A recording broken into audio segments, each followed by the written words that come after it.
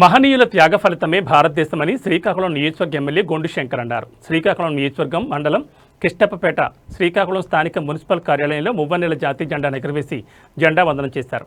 అనంతరం ఎమ్మెల్యే మాట్లాడుతూ 79వ స్వాతంత్ర దినోత్సవం శ్రీకాకుళం వజ్రోత్సవాల్లో భాగంగా ప్రతి ఇంటిపై మువ్వన్నెల జెండా స్వేచ్ఛగా ఎగురుతుందని, దేశ పౌరునిగా నియోజకవర్గ ఎమ్మెల్యేగా ఆనందంగా ఉందన్నారు.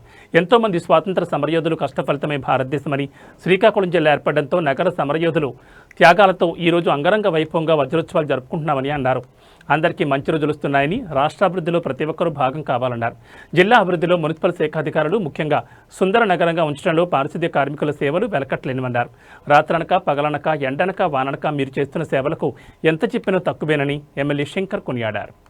జిల్లా అప్పటితో పోల్చుకుంటే అభివృద్ధి చెందినప్పటికీ మనం ఇంకా వెనుకబడి ఉన్నాం. అయితే రేపు రాబోయే 25 సంవత్సరాల్లో జిల్లా అత్యంత వేగంగా అభివృద్ధి చెందడానికి అవకాశాలు పుష్కలంగా ఉన్నాయి.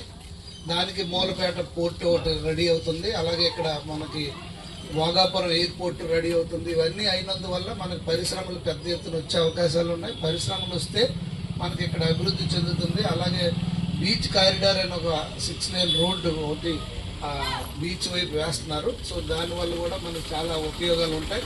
సో మళ్ళీ మన జిల్లా నుంచి అభివృద్ధి పరంలో తీసుకెళ్లే అవకాశాలు ఉన్నాయి. అలాగే ఇప్పుడు ఉన్న ప్రభుత్వం ఏదైతే ఉందో ఆ ప్రభుత్వం ఇచ్చిన మాట ప్రకారం ఈరోజు సాయంకాలం 4 గంటలకి మహిళలకి స్త్రీ శక్తి పేరుతో ఉచితంగా బస్సు ప్రయాణ సౌకర్యం గౌరవ ముఖ్యమంత్రి వర్యులు రాష్ట్ర వ్యాప్తంగా ప్రారంభించబోతున్నారు. దాంట్లో భాగంగా దాదాపు సంవత్సరానికి 2,000 రూపాయలు 2,000 కోట్లు అవసరం పడుతుంది. అయినప్పుడు కూడా మహిళలకి ఏదో చేయాలనే తపంతో ఇది ఇచ్చిన మాట ప్రకారం స్టార్ట్ చేస్తున్నాం. అలాగే రైతుల కోసం కూడా మొన్న 20,000 రూపాయల ఆర్థిక చేయూత ఇచ్చి వ్యవసాయానికి మద్దతు ఇవ్వడం జరిగింది.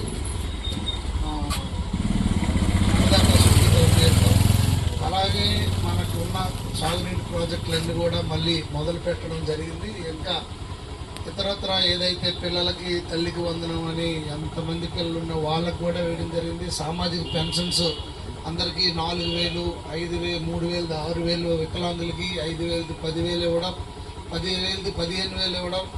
అలాగే అన్నా క్యాంటీన్లు తెరిచాం.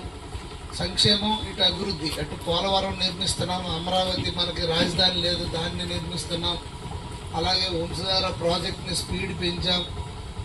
అక్కడ హంద్రీనేవో ప్రాజెక్ట్ అని వేరేది అక్కడ పెట్టాం. అన్ని ప్రాజెక్టులు మనం ఉన్నంతలో మొన్న పూడికలు తీసి శివారు భూములకు నీరు అందించడానికి కృషి చేస్తున్నాం.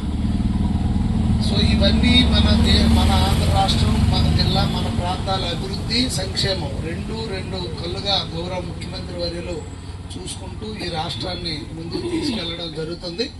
సో మనకి ఏదైతే పెద్దలు ఈ స్వాతంత్ర స్ఫూర్తి ఇచ్చారో దాన్ని మనం కర్తవ్యంగా భావించి ఇప్పుడు మనం అందరం పోషించి సమాజ నిర్మాణం కోసం అందరూ పాటుపడాలని కోరుకుంటూ ఈరోజు ఇంతమంది ఈ మంచి కార్యక్రమంలో పాల్గొని